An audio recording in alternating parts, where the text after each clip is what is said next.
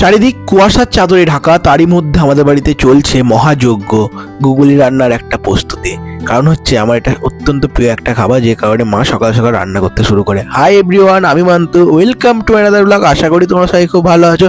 সকাল সকাল আরো একটা ভিডিও নিয়ে চলে এসেছি। আর আজকে দোকানে আসতে অনেকটাই দেরি হয়ে গেছিলো, যার কারণ হচ্ছে খাওয়া দাওয়া করে আজকে দেরি দোকানে এসেছি, তাই দোকানটা আসতে একটু দেরি হয়েছে। তার সঙ্গে হচ্ছে শীতের জন্য আর খাবারের জন্য, দুটো কারণে দোকান আসতে দেরি হয়ে যায়। তাই দোকানে এসে আর সময় নষ্ট না করে দোকানে যে কাজগুলো থাকে সেই কাজগুলো এক এক করে করতে শুরু করে দিই। এদিকে ভেজিসগুলো কাটতে শুরু করে দিয়েছিলাম ভেজ মোমো, চিকেন মোমো করার জন্য। তারপর সমস্ত সবজিগুলো কাটা হয়ে গেছিলো, এদিকে পেঁয়াজটা করা কমপ্লিট হয়ে যায়। আর আমি ওইদিকে ফুচকার জলটা তৈরি করতে শুরু করে দিই। ফুচকার জলটা রেডি হয়ে গেলে ধনে পাতা আর মশলাপাতি দিয়ে জলটাকে রেডি করে নিই। আর তারপর আমি স্যুপটা তৈরি করতে শুরু করি। স্যুপটা তৈরি করা হয়ে গেছিল মোটামুটি, ওর উপর শুধু চিকেনগুলো ছিঁড়ে দেওয়ার পাল্লা ছিল, তাই চিকেনগুলো ছিঁড়ে দিয়ে দিয়ে তারপর রঞ্জিতদা চলে আসে গ্যাস নিয়ে। গ্যাস শেষ হয়ে গেছিলো, যে কারণে মোমোগুলো করা হচ্ছিল না। মোমোর মাংস টাংসগুলো রেডি ছিল, কিন্তু গ্যাসের জন্য মোমো হচ্ছিল না। তারপর গ্যাসটা চলে আসে আর আমি এদিকে ভেজ মোমো, চিকেন মোমো এক এক করে করতে শুরু করে দিই। গ্যাস শেষ হয়ে গেলে তো আর করা যাবে না, আর ছোটো গ্যাসটাতে করাও এসব সম্ভব না, যে কারণে গ্যাস বলা হলো, গ্যাস দিয়ে গেলো। তারপরে এগুলো করতে শুরু করি। আর তারপরে এদিকে মাংসটা ম্যারিনেট করতে শুরু করে দিই। মাংসটা আমাদের রোল আর বার্গার হয়, তোমরা জানোই, রোলে আর বার্গারের জন্য। তারপর চিলি ফ্লেক্স শেষ হয়ে গেছিলো, আর চিলি ফ্লেক্স শেষ হয়ে যাওয়ার জন্য আমি চিলি ফ্লেক্সটা করতে শুরু করি। মাইক্রোওভেনের ভেতরে চিলিগুলোকে ভরে দিয়েছিলাম, এটা গরম হয়ে গেছিলো। এবার গরম হয়ে যাওয়ার পরে ঠান্ডা হবে, তারপর আমি এটাকে পুরো করে নেবো।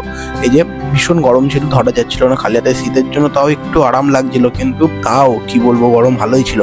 এই লঙ্কাগুলো, এতগুলো লঙ্কা আমাদের চিলি ফ্লেক্স হবে। তারপর চিলি ফ্লেক্সটা করা হয়ে গেলে আমি চলে যাই হচ্ছে গাড়ির তেল খাওয়াতে, গাড়ির তেল ভরতে। যাই হোক, গাড়ির তেলটা ভরিয়ে আমি চলে আসি সোজা বাড়ি, কারণ অনেকদিন হয়ে গেল তেলটা ভরা হয়নি। আজকে ফুল ট্যাঙ্কি করে নিলাম, মোটামুটি 2 সপ্তাহ চললো। তারপর আমি বাড়ি চলে আসি। বাড়ি খাওয়া দাওয়া করে বিকালে যখন দোকানে যাই, তখন দেখি যে মা প্রতিদিনের মতন ফুচকা বাজাতে শুরু করে দিয়েছে। Sugar free rasgulla. তোমরা অনেকেই কমেন্টে জানাচ্ছ যে তোমরা এত করে ফুচকা ভাজো। হ্যাঁ, আমাদের এতগুলো ফুচকা প্রত্যেকদিনই ভাজা হয়।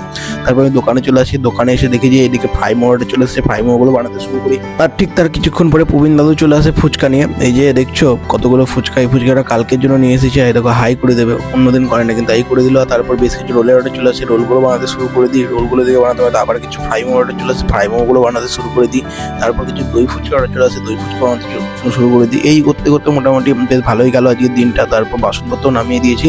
আর ঠান্ডার কারণে সন্ধ্যা 7:30টার পরে কোনো লোকই আসছে না, যা যে কিনা হচ্ছে 7টা 7:30টার মধ্যেই শেষ। তারপরে কি, এই যে এত ঠান্ডায় পুরো নাক মুখ ঢেকে নিয়েছি। যাই হোক, কিরকম লাগলো আজকে ভিডিওটা জানিও, যদিও খুব একটা ভালো লাগেনি আমি জানি আজকে ভিডিওটা, তাও তোমাদেরকে জানতে চাইছি। যাই হোক, আজকের ভিডিওটা এখানে রাখছি, দেখা হবে অন্য কোনো একটা ভিডিওতে। ততক্ষণ ভালো থাকুন, সুস্থ থাকুন, আমাদের ভিডিওগুলো দেখতে থাকুন আর কমেন্ট করতে থাকুন। Tata guys, thank you for watching.